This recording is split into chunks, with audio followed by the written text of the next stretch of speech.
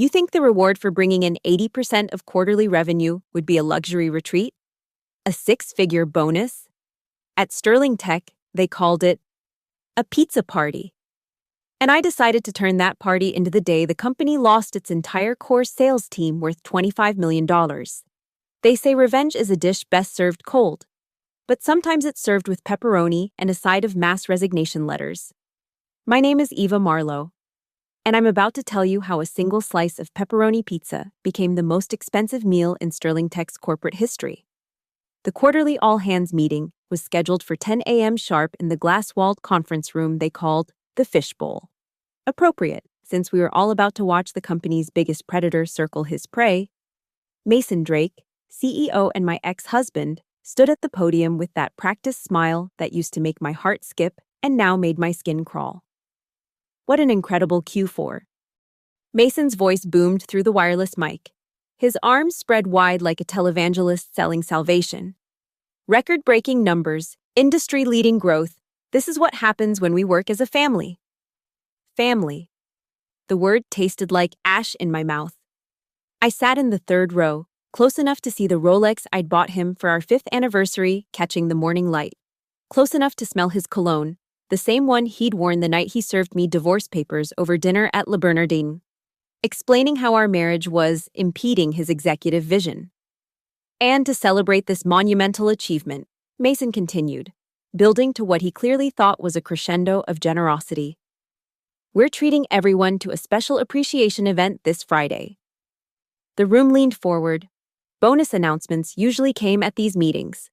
My team, the 7 women who'd pulled 16-hour days for 3 months straight to land the Nexus Corp deal, exchanged hopeful glances. Pizza party in the break room, unlimited toppings. The silence that followed was so complete I could hear the HVAC system cycling. Someone's phone vibrated against a table, the sound like a death rattle in the stunned quiet. I stood up. Excuse me, Mason. My voice cut through the room like a scalpel through tissue. I'd like to say something. His jaw tightened, a micro-expression I'd learned to read during 7 years of marriage and 3 years of war. Eva, we have a strict agenda. Oh, this won't take long. I walked to the front, my heels clicking against the polished concrete floor with metronomic precision. Each step had been rehearsed in my mind for weeks. I just wanted to thank you properly for this generous reward. I turned to face the room, making eye contact with my team.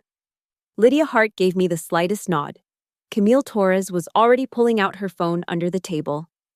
They knew. They'd all known this moment was coming. You see, my team, Lydia, Camille, Rena, Naomi, Becca, Sophie, and Taylor, just closed deals worth $25 million. That's not a projection. That's signed, sealed, and delivered revenue. 80% of this quarter's total. Mason's smile flickered like a fluorescent bulb about to die. Eva, perhaps we should discuss team achievements in our scheduled and our reward, I continued, my voice honey-sweet with enough poison to kill an elephant. Is pizza, not the commission that mysteriously got administratively adjusted by $28,000, not the respect of being included in strategic meetings, not even the dignity of being called by our titles instead of the girls in sales. Pizza. The room had become a held breath. 200 employees watching the kind of corporate theater that usually only lived in their darkest workplace fantasies. So Mason, I said, pulling my phone from my pocket with theatrical deliberation. I wanted to thank you personally, because that pizza party, it just made a very important decision incredibly easy. His face had gone from red to white, the kind of pale that suggested he already knew what was coming. The same instinct that made him a ruthless CEO was screaming warnings in his executive brain. You've given us the clarity we needed. Sometimes it takes a $5.99 slice of pizza to realize you're worth a hell of a lot more than pepperoni and mozzarella. I glanced at my phone. 10:04 a.m. In 60 seconds, the first resignation email would hit HR's inbox. In 3 minutes, all 8 would be delivered. In 10 minutes, our biggest clients would receive notices of our transition to new opportunities. The fuse was lit, and Mason was standing on top of the dynamite. "Enjoy your pizza party," I said, walking back toward my seat with the unhurried confidence of someone who'd already won. "I hear the toppings are unlimited. Shame the same can't be said for your sales team." The first notification ping echoed through the room at 10:05 a.m. exactly. The explosion had begun. 3 years ago, Mason Drake and I were the power couple every startup magazine wanted to feature. The dynamic duo of SaaS. TechCrunch had called us. He was the visionary CEO with the perfect jawline and Stanford MBA. I was the sales virtuoso who could close deals in 3 languages and 4 time zones. Together, we were building Sterling Tech from a garage startup into what investment blogs called the next unicorn. We met at a venture capital mixer in Palo Alto. I was pitching for my previous company. He was hunting for talent. "You're wasted there," he'd said over champagne that cost more than my monthly rent. "Come build something revolutionary with me." 6 months later, I was his VP of sales. 6 months after that, I was his wife. The early days were intoxicating. We'd work until 3 a.m., fueled by cold brew and shared ambition, mapping out conquest strategies on whiteboards that covered every wall of our Tribeca loft. Sunday mornings meant spreadsheets and sex, not necessarily in that order. We'd close deals over dinner and plan product launches over breakfast. When Forbes did a 30 under 30 feature on us, we celebrated by flying to Tokyo just for sushi. "We're unstoppable, Eva," Mason would whisper against my neck after particularly brutal board meetings. "You and me against the world." But somewhere between Series B funding and our second anniversary, the pronoun shifted. We became I. Our victories became his achievements. My strategies became his vision. The erosion was gradual, like watching coast disappear one tide at a time. First, it was small things. He'd forget to mention my name when discussing the Patterson Industries acquisition, the deal I'd orchestrated over 6 months of relationship building. Then he started scheduling executive meetings during my client calls, acting surprised when I couldn't attend. "Sales stuff can wait," he'd say, as if the sales stuff wasn't keeping the lights on. The dinner conversations changed too. What used to be collaborative strategizing became him monologuing about his vision while I pushed risotto around my plate. He'd interrupt me mid-sentence to take calls from investors, holding up one finger like I was a secretary waiting for dictation. "The board thinks I'm spreading myself too thin," he announced one night, not looking up from his phone. "They want me to maintain clearer hierarchies, meaning I can't keep having my wife in executive meetings. It looks unprofessional." Unprofessional. The word lodged in my chest like shrapnel. I'd built the entire sales infrastructure from nothing. I'd hired and trained every person who'd ever closed a deal for Sterling Tech. But suddenly, being his wife made me less than, not more. The final insult came at the company retreat in Aspen. Mason was giving his keynote about Sterling Tech's meteoric rise, complete with a PowerPoint that looked like it cost more than most people's cars. Slide after slide of victories, milestones, achievements. My name appeared exactly once, in size 8 font, under additional contributors. But the death blow was his introduction at the investor dinner that night. "And this," he said, his hand on my lower back with the possessiveness of ownership rather than affection, "is Eva from our sales floor. Not Eva Marlowe, our VP of sales. Not my wife, who built our entire revenue engine. Just Eva. From the sales floor." Like I was a temp who'd wandered into the wrong party. Marcus Huang, the lead investor from Crimson Capital, raised an eyebrow. "The Eva Marlowe, the one who closed the Nexus preliminary talks? That was a team effort." Mason cut in smoothly. "I personally oversaw every aspect of that negotiation. I stood there in my $3,000 dress, smiling like a well-trained show dog while my husband erased me from my own success story." That night, back in our suite, I stared at myself in the bathroom mirror and didn't recognize the woman looking back. Somewhere between the wedding vows and the Series C funding, I'd become a ghost in my own life. "You're being dramatic," Mason said when I finally confronted him. I'm protecting you. The board already thinks I show favoritism because you're my wife. Then maybe the solution is to treat me like your VP of sales instead of your secretary. He looked at me with the kind of pitying condescension usually reserved for children who'd asked why they couldn't have ice cream for dinner. Eva, honey, you have to understand, this is bigger than us now. I have responsibilities to shareholders. And what about your responsibility to me? That's exactly the kind of emotional thinking that proves the board's point. We separated 2 months later. The divorce was finalized last spring. I kept my job, partly because I had an ironclad contract, mostly because I was the only one who actually knew how to run the sales department. Mason kept his CEO throne and his narrative that our divorce was a mutual decision to optimize our professional trajectories. But I also kept something else: detailed records of every deal, every strategy, every client relationship I'd built. And most importantly, I kept the loyalty of the 7 women who'd watched me build an empire only to be written out of its history. Mason thought the divorce was the end of our story. He had no idea it was just the prologue to his downfall. When I took over Sterling Tech's sales department, it was less organized than a frat house on Sunday morning. No CRM system, no lead tracking, no pipeline management, just a bunch of bros with expense accounts throwing spaghetti at walls and calling it relationship building. They were burning through $50K a month in client entertainment with a close rate of 12%.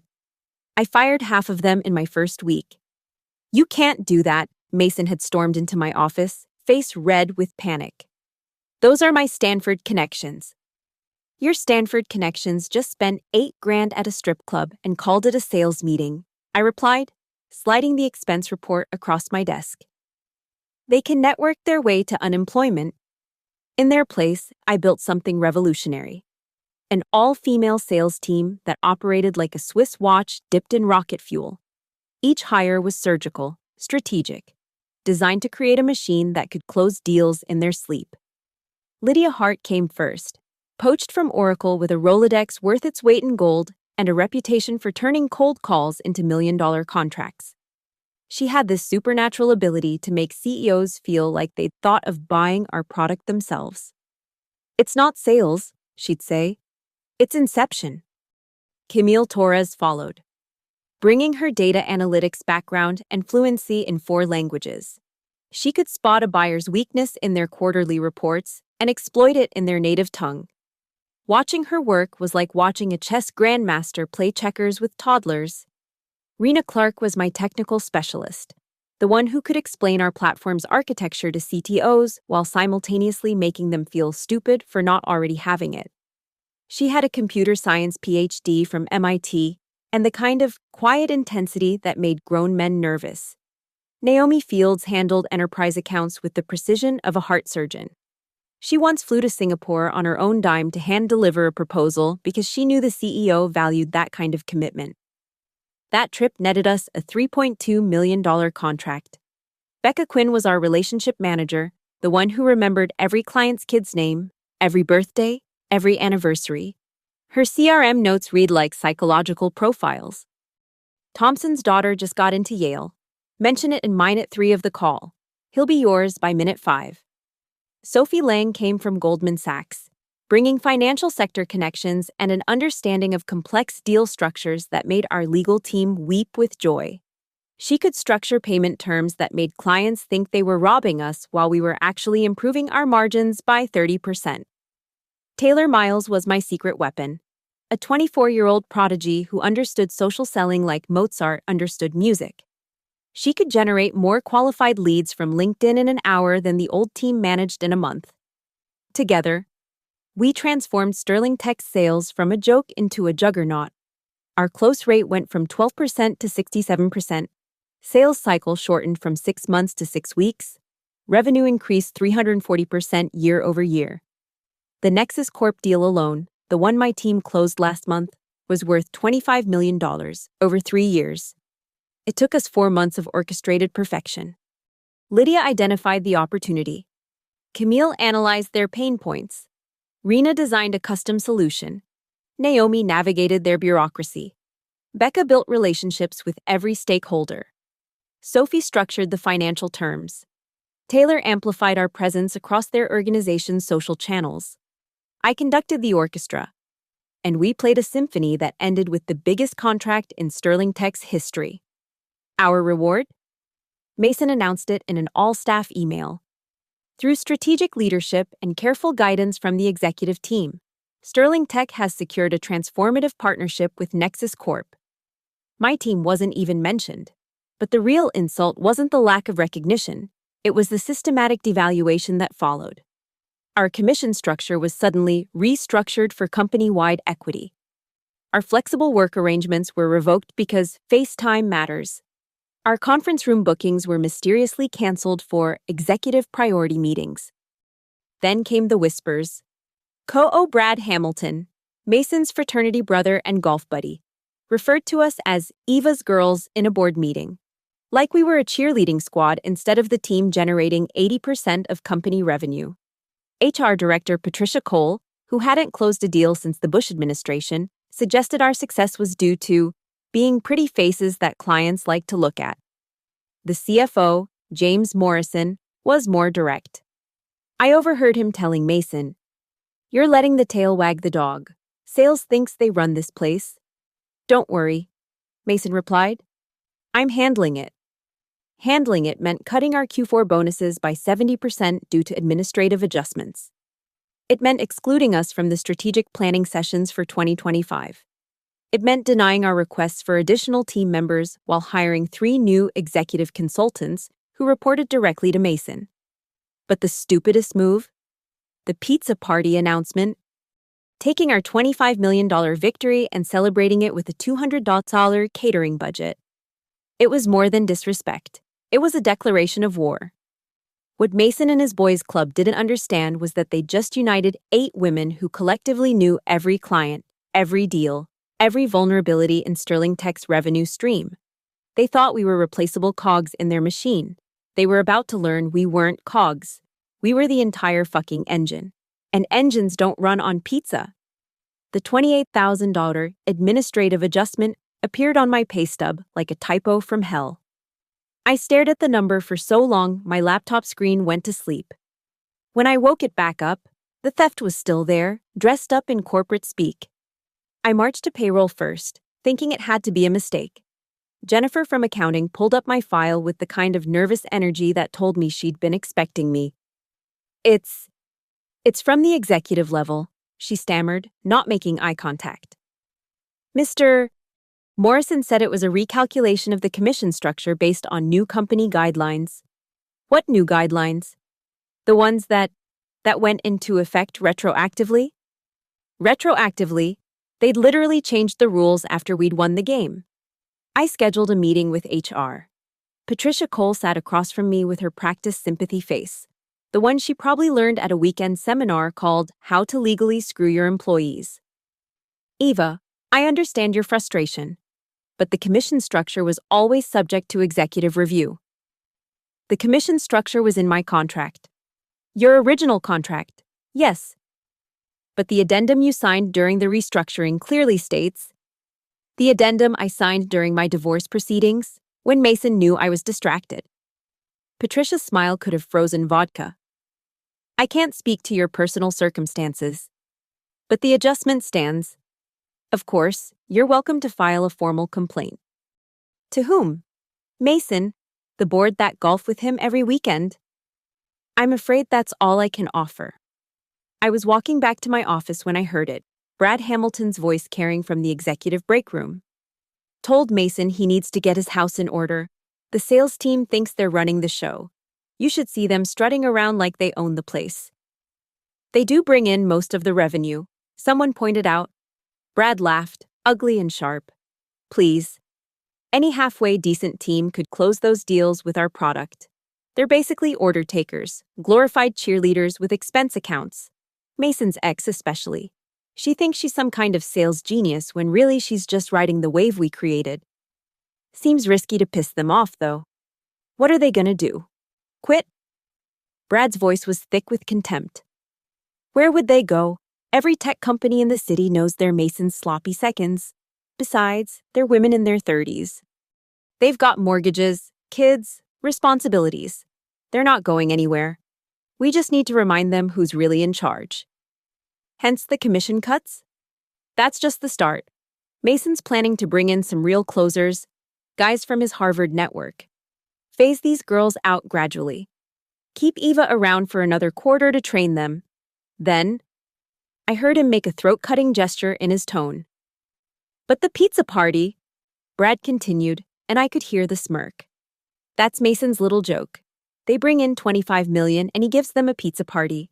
It's fucking brilliant, shows them exactly where they rank. If they don't like it, they can leave, but they won't. They never do. I stood frozen in the hallway, my hands shaking with a rage so pure it felt like clarity. They weren't just undervaluing us, they were actively planning our execution. And the pizza party? It wasn't thoughtless, it was deliberately cruel. That night, I started documenting everything. Every email where Brad called us girls. Every meeting where our ideas were credited to male colleagues. Every contract we'd signed, every deal we'd closed. Every metric that proved we weren't just valuable, we were essential. I pulled our performance reviews. All exceeds expectations. I pulled industry benchmarks. We were performing 300% above average. I pulled client testimonials. They specifically named us as the reason they chose Sterling Tech. Then I did something possibly illegal and definitely unethical. I logged into the executive shared drive using Mason's password, still our anniversary date, the sentimental idiot, and found the real numbers. Without my team, Sterling Tech's projected revenue dropped by 73%. The Harvard closers Brad mentioned, their combined sales experience was less than Taylor's, our youngest member. The strategic plan for 2025, it assumed we'd stay and train our replacements before being transitioned out. They were planning to use us to train the men who would replace us, then throw us away like the pizza boxes from their insulting party. I screenshotted everything, downloaded every document, built a fortress of evidence that would make any employment lawyer weep with joy. But I wasn't planning to sue them. That would be too easy, too clean, too fucking civilized. I thought about Lydia's kids in private school, Camille's mother's medical bills, Rena's mortgage, Naomi's daughter starting college, Becca's wedding next year, Sophie's student loans, Taylor's dreams of starting her own company. They thought our responsibilities made us weak, trapped, dependent. They had no idea those same responsibilities made us dangerous. Because when you threaten a woman's ability to take care of what matters to her, she doesn't just fight back, she goes nuclear. The next morning, I called Eva Pierce at Orion Dynamics. Eva, please tell me you've reconsidered my offer. Actually, I said, staring at the pizza party flyers someone had posted in our break room. I want to discuss bringing my entire team. The silence on the other end was brief. Then, I'm listening. All 7 of them, same offer you made me. 30% salary increase, signing bonuses, full benefits, and complete autonomy to run sales our way. If you can bring your whole team and your client relationships, done. When can you start? I looked at the pizza party invitation again. Friday at 2 p.m. All hands mandatory attendance. How about Monday? 6 months ago, Eva Pierce had approached me at the Women in Tech Summit with the kind of offer that makes you question your loyalty. She'd cornered me at the cocktail hour, her pitch perfect as a sniper's shot. Eva Marlowe, she'd said, extending a hand with a grip that meant business. I've been watching you turn water into wine at Sterling Tech for 3 years. Eva Pierce, I replied. I've been watching you turn Orion Dynamics from a startup into our biggest competitor. Competitor? She laughed, rich and genuine. Honey, we're not competing. You're playing with one hand tied behind your back while your ex-husband takes credit for your knockouts. The directness should have offended me. Instead, it felt like oxygen after years of corporate suffocation. Let me be clear, Eva continued, her voice dropping to confidential. I want you, more specifically. I want what you've built, your team, your methods, your relationships. I'm offering you VP of Global Sales, 30% salary increase, signing bonus that'll make your eyes water, and complete autonomy. No ex-husbands, No boys' clubs, no pizza parties as bonuses. How did you know about the pizza parties? Eva, everyone knows how Sterling Tech treats its sales team. It's becoming an industry joke. Work like a Marlowe, get paid like a Papa John's. The humiliation burned, but I held my ground. I have a contract.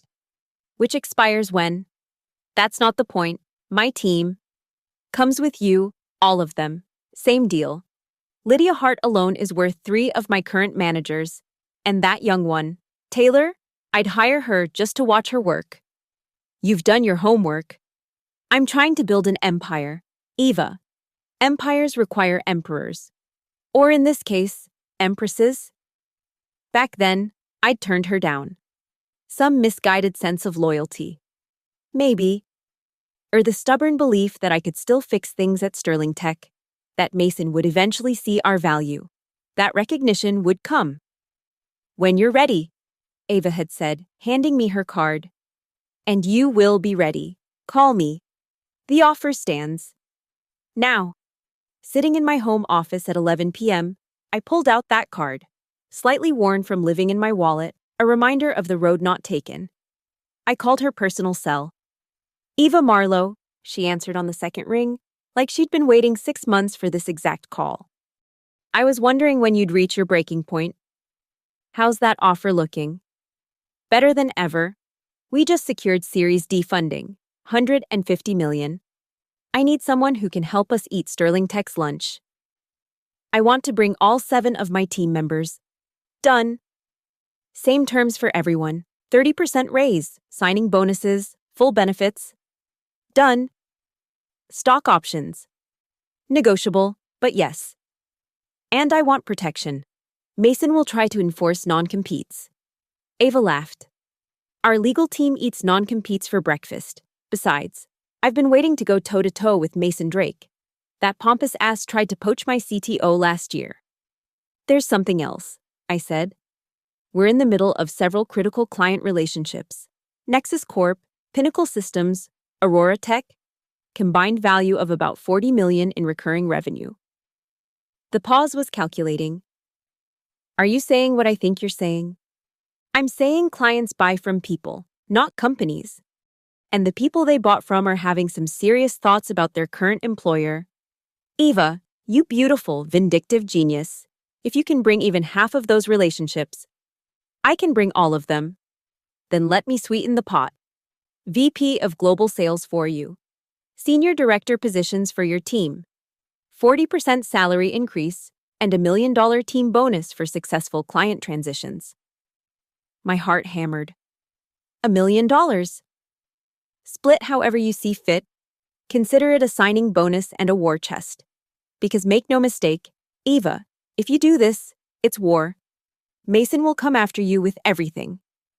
Let him. I've got receipts. I bet you do. So, do we have a deal? I thought about my team.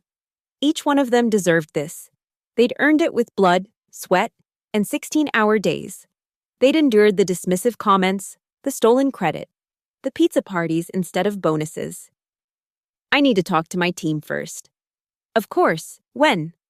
Tomorrow? I'll have an answer by Thursday. Eva. Ava's voice softened slightly. I know this is huge, but sometimes the biggest risk is staying where you're not valued. And from where I'm sitting, Sterling Tech doesn't deserve you. Any of you. After hanging up, I opened our team's private signal group, the one we used for real conversations, away from company monitors. Emergency meeting tomorrow, my apartment, 7 a.m., life-changing opportunity to discuss. The responses came immediately. Lydia, please tell me we're finally doing this. Camille, I'm in whatever it is. Rena, about fucking time. Naomi, I'll bring coffee and bail money. Becca, yes, whatever it is, yes. Sophie, I've been ready for 6 months. Taylor, let's burn it down. I smiled at my phone. They didn't even know what I was proposing, but they were ready. That's what happens when you build a real team, not just a sales department. You create loyalty that transcends company logos and corporate bullshit. Mason thought our responsibilities made us weak, risk-averse, controllable. He was about to learn that motherhood, mortgages, and medical bills don't make women less dangerous. They make us lethal. Because we're not just fighting for ourselves, we're fighting for everyone who depends on us. And that kind of motivation doesn't just move mountains. It buries the men who tried to climb them on our backs. The resignation letters were works of art, each one professionally perfect, legally bulletproof, and timed to detonate like synchronized charges bringing down a building. I drafted mine first, setting the template, effective immediately. I am resigning from my position as VP of Sales at Sterling Tech. My decision is final and based on professional advancement opportunities. I will ensure all current documentation is properly transitioned as per company policy. Thank you for the opportunities provided. Clean. Clinical. Offering nothing Mason could use against us legally. The real artistry was in the timing. I created a shared document with a precise schedule. 10:05 a.m., Eva sends resignation, 10:08 a.m. Lydia sends resignation 10:11 a.m., Camille sends resignation 10:14 a.m., Rena sends resignation 10:17 a.m., Naomi sends resignation 10:20 a.m., Becca sends resignation 10:23 a.m., Sophie sends resignation 10:26 a.m., Taylor sends resignation. Space just enough to ensure each email landed like a separate punch, but close enough that HR couldn't respond effectively between strikes. The client notifications required more finesse. We couldn't actively solicit. That would violate our contracts. But we could inform them of our career transitions. Dear client name, I wanted to personally inform you that I will be transitioning to a new role as of Monday. It has been my absolute pleasure working with you on specific project. While I'm excited about my new opportunity, I want to ensure you have my personal contact information should you need any clarification on our past work together. Your success has always been my priority, and that commitment transcends corporate boundaries. Technically perfect, we weren't soliciting. We were being professional, maintaining relationships, ensuring continuity. If clients happened to ask where we were going and chose to follow, well, that was their decision. Thursday night, we met one final time at my apartment. 7 women around my dining table, laptops open, war plans spread across every surface. Everyone clear on the timeline? I asked. Clear, Lydia confirmed, her resignation letter already queued in her drafts. Though I still think we should send them all at once. Maximum impact. No, I said. The staggered approach lets each resignation sink in. By the time they realize it's all of us, it'll be too late to respond. Mason will be in full panic mode. Speaking of panic mode, Camille pulled up her screen. I've documented every client interaction, every deal in progress, every pipeline opportunity, all saved to personal drives. Nothing proprietary, just relationship notes. Same, Rena added. Also backed up every training document I created. They're technically my intellectual property since I made them before official work hours. Taylor was grinning at her phone. You guys, LinkedIn is going to explode tomorrow. I've got posts scheduled for 10:30 a.m. Excited to announce my new role as Senior Director at Orion Dynamics. The industry gossip will be nuclear. What about the pizza party? Becca asked. Do we even show up? We show up, I said.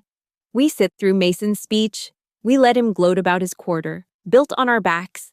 And then, when he invites me to speak, because his ego won't be able to resist making me praise him publicly, we drop the bomb. God, I wish I could see his face. Sophie laughed, but it had an edge. When he realizes his precious boys' club just lost everyone who actually knows how to sell. Naomi, ever practical, brought us back to earth. What about legal retaliation? Mason's petty enough to try to enforce non-competes. Ava's legal team is ready. Plus, I pulled out a folder. I have enough documentation of workplace discrimination, wage theft, and hostile work environment to bury them. Emails calling us girls. The commission theft. Brad's recorded comments about replacing us with men. You recorded Brad? Lydia's eyes widened. My phone was in my pocket. One-party consent state. Completely legal. You beautiful, devious woman. Camille raised her wine glass. Remind me never to piss you off.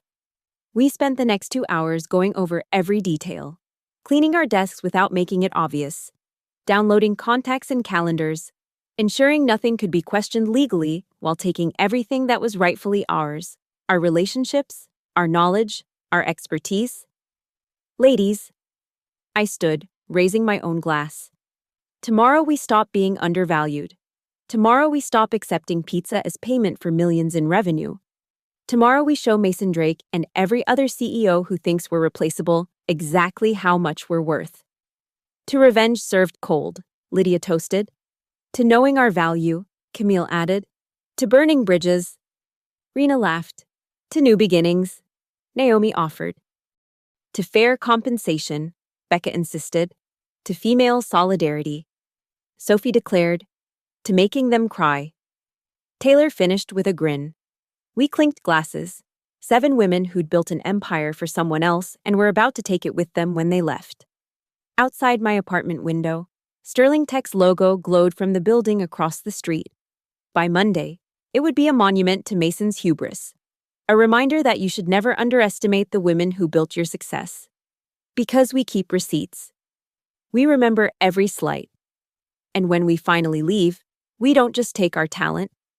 We take everything. The fishbowl was packed for the 10 a.m. all hands. Mason stood at the podium, his slides behind him like stained glass windows in the church of his own ego. The Q4 numbers glowed in 72-point font, $31.2 million in new revenue. My team's $25 million, the deals we'd bled for. This quarter represents everything Sterling Tech stands for, Mason proclaimed, clicking through slides of hockey stick graphs, vision, leadership, strategic excellence. I sat in the third row, my phone face down on my lap. 10:03 a.m., 2 minutes until detonation. Some companies rely on luck, Mason continued, his voice swelling with practiced emotion. But our success comes from having the right leadership, making the right decisions at the right time. Camille caught my eye. Her thumb hovered over the send button on her phone. Waiting. Now, I know you're all excited about the pizza party this afternoon. Mason smiled his television smile. But first, I want to take a moment to recognize someone special. My stomach tightened. This wasn't in the script. Eva Marlowe, would you come up here? The room turned to look at me, my team tensed like soldiers hearing incoming fire. This was Mason's power play. Force me to stand next to him. Make me complicit in his victory lap. I stood, smoothing my dress. The same black Armani I'd worn to our divorce proceedings. He'd remember it. 10:04 a.m. Eva has been instrumental in our sales process, Mason said as I approached the podium. The dismissive phrasing wasn't lost on anyone. Not led our sales. Not built our revenue engine. Just instrumental in the process. And I thought, he continued, putting his hand on my shoulder with possessive familiarity.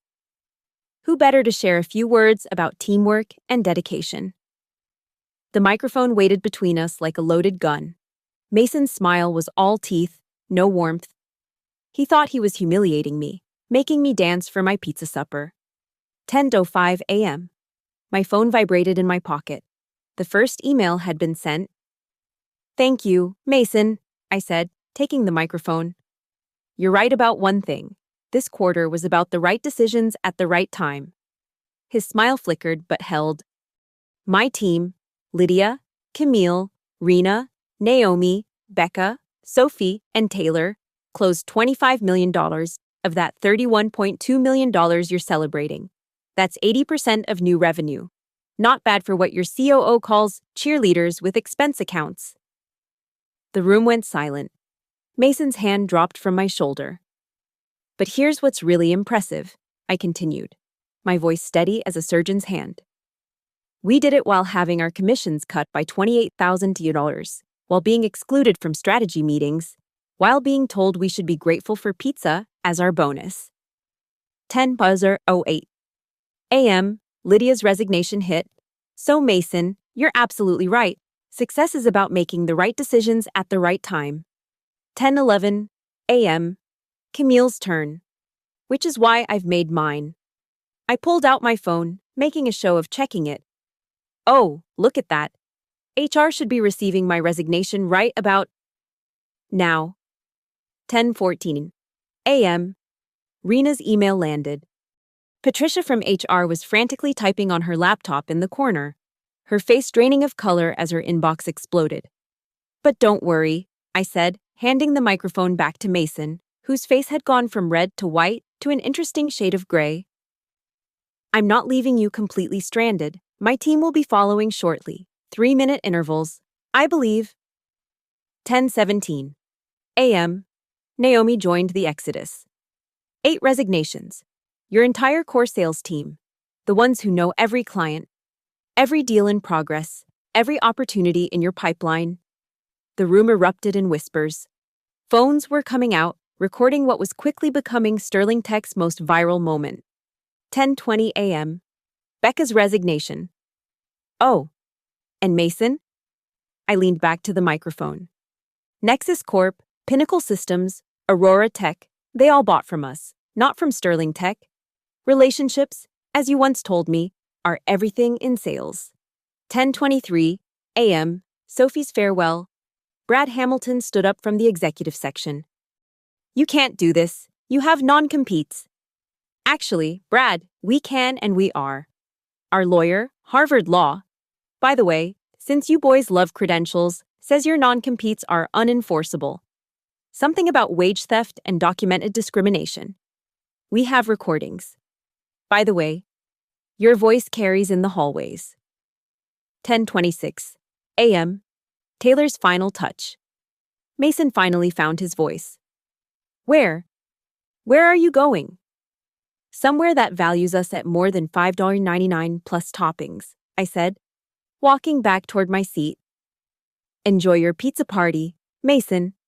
I hear the executive team will need to eat all of it, since there won't be a sales team to feed. I picked up my purse, my laptop bag already cleaned out and waiting in my car. My team stood with me, a synchronized movement that we hadn't planned but that happened naturally.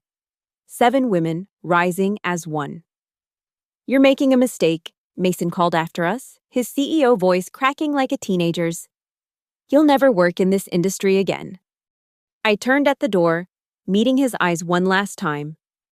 Mason, honey, we are the industry, and we just gave you exactly what you've been giving us. Nothing but the absolute minimum. We walked out together, 7 women in single file, our heels clicking against the floor in perfect rhythm. Behind us, the fishbowl erupted in chaos. Voices raised, phones ringing. Patricia from HR possibly having a nervous breakdown. But ahead of us, the elevator doors stood open like the gates to a better future. Did anyone else notice, Taylor said as the doors closed, that Mason's fly was down the entire time? We lost it. 7 professional women, laughing until we cried, as we descended from the 47th floor of our former prison. The pizza party was scheduled for 2 p.m. By then, Sterling Tech wouldn't have a single person left who knew how to sell their product. The elevator descended in what felt like slow motion. 47 floors of vindication. When the doors opened to the lobby, security was already there. Mason must have called them the moment we left the fishbowl. Ladies, I need to ask you to return to your offices, the head of security said, looking deeply uncomfortable. He'd bought Girl Scout cookies from Lydia's daughter last month. We don't work here anymore, Tom, I said pleasantly. But thanks for all your help over the years. I have orders. To do what? Physically restrain 8 women who've resigned from at-will employment. Sophie had her phone out, recording. Please, continue. My lawyer would love this footage. Tom stepped aside. We walked through the lobby like we owned it, because for 3 years, our sales had paid for every marble tile, every piece of abstract art, every overpriced light fixture. The receptionist gave us a subtle thumbs up as we passed. Outside, Manhattan morning sun hit my face like absolution. My phone was exploding with notifications, but I ignored them all except one. Ava Pierce. Saw the LinkedIn posts. Welcome to Orion. Monday, 9 a.m. Bring your war faces. By the time I got home, the tech world had noticed. Taylor's LinkedIn post had over 10,000 reactions. Someone had leaked a video from the fishbowl. Mason's stunned face was already becoming a meme. When your entire sales team quits mid-presentation was trending on Twitter. My phone rang. Mason, I let it go to voicemail. It rang again. Brad Hamilton. Voicemail. Patricia from HR. James Morrison. Board members, investors. All voicemail. Finally. A number I didn't recognize. Eva Marlowe. The voice was older, authoritative. This is Richard Blackstone from Nexus Corp. My stomach dropped. If Mason had somehow poisoned our biggest client, I wanted to personally let you know that Nexus will be moving our contract to wherever you land. Sterling Tech without you isn't Sterling Tech at all. Mr.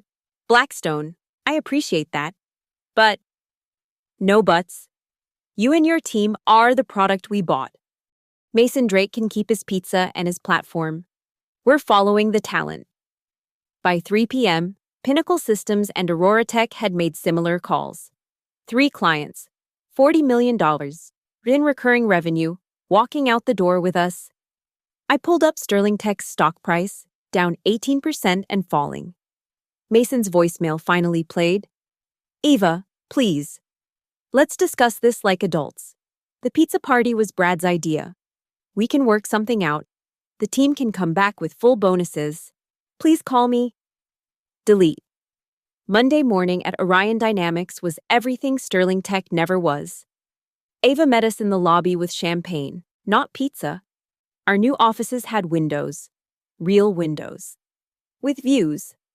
Our names were already on the doors, not sales team or Eva's girls, but our actual names and titles. Ladies, Ava said, raising her glass. Welcome to a company that knows value when it sees it. Your signing bonuses are already in your accounts. Your equity packages are on your desks. And if anyone ever offers you pizza as a performance bonus, you have my permission to burn the building down. Within 6 months, Orion's revenue grew by 400%. We didn't just take our clients, we took Sterling Tech's entire pipeline. Every prospect who'd been working with us followed. Mason had to hire a team of 12 to replace us. They lasted 3 months before half of them quit. The last I heard, Sterling Tech was acquired by a competitor for a fraction of its former value. Mason was quietly removed as CEO. Brad Hamilton was let go in the first round of layoffs. Patricia from HR took early retirement. The pizza party became Silicon Valley legend, a cautionary tale told in business schools and boardrooms. Don't pull a Sterling Tech entered the lexicon, meaning don't lose your entire revenue engine over petty power plays. But the real victory wasn't the money or the vindication, or even watching Mason's empire crumble. It was Thursday nights at Orion, when my team would stay late not because they had to, but because they wanted to. When Lydia would bring her daughter to the office and no one suggested it was unprofessional. When Camille could present to the board in Spanish because our international clients preferred it. When Taylor's ideas were heard, not because she was young and pretty, but because she was fucking brilliant. The real victory was respect, compensation, recognition, everything pizza could never buy. A year later, Ava and I were featured on the cover of Fortune magazine. The headline read, "The $25 million Pizza Party, How One Woman's Revenge, Resignation Revolutionized Tech Sales." They asked me if I had any regrets. Just one, I said. What's that? I should have ordered better pizza for my goodbye party. The journalist looked confused. You had a goodbye party? Of course, I smiled. I had it delivered to Sterling Tech at 2 p.m. that Friday, 40 pizzas. One for every million in revenue they'd just lost. I heard Mason choked on his first slice. Standing in my corner office at Orion, looking out at the city I'd conquered twice, I thought about that ancient proverb. Success is the best revenge. Wrong. Success with the right people, at the right company. For the right value? That's not just revenge. That's justice. With extra toppings. Thank you so much for listening to this story. I'd love to know where in the world you're enjoying these revenge stories. Drop a comment below and let's connect. If this tale of corporate justice satisfied your appetite for workplace karma, make sure to subscribe to the channel for more stories of underdogs getting their sweet revenge. And please share your thoughts. Have you ever experienced being undervalued at work? How did you handle it? Your stories inspire mine.